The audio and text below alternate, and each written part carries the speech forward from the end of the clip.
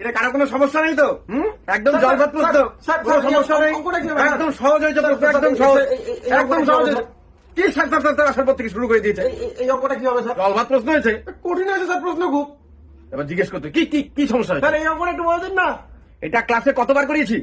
কতবার করিয়েছি ক্লাসে? হ্যাঁ, জিজ্ঞেস করছি কতবার করিয়েছি? স্যার এই অঙ্কটা তো করাননি আপনি ক্লাসে। করাইনি একবারও?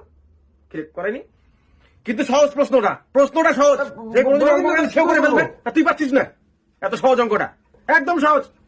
জলভাত প্রশ্ন হয়েছে একদম। সবাই পারে, কোনো সমস্যা হলে এই অঙ্কটা স্যার। আবার তোর কিসের সমস্যা হচ্ছে? বারবার করে কারোর কোনো সমস্যা হচ্ছে? স্যার, তোর এদিকে এখানে সমস্যা আসুন না। হচ্ছে? স্যার হ্যাঁ? স্যার এটা বলে দিন না কি করে করবো স্যার এটা। এটা কত নাম্বার? 6-3। 6-3। এটা এই, এটা তো আমি ক্লাসে হোমওয়ার্ক দিয়েছিলাম। হোমওয়ার্ক তো করিসনি তুই।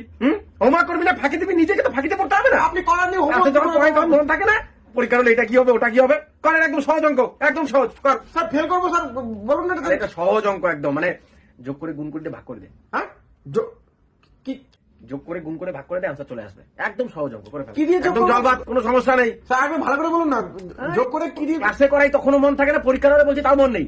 যোগ করে গুণ করে দিয়ে ভাগ করে দে, আনসার চলে আসবে। সহজ অঙ্ক। হ্যাঁ জলভাত প্রশ্ন হয়েছে একদম। কি দিয়ে যোগ করে গুণ করে ভাগ করবো? কারোর কোনো সমস্যা হলে আমাকে দেখা দরকার নেই, স্যার জলভাত করে ফেল। Sir sir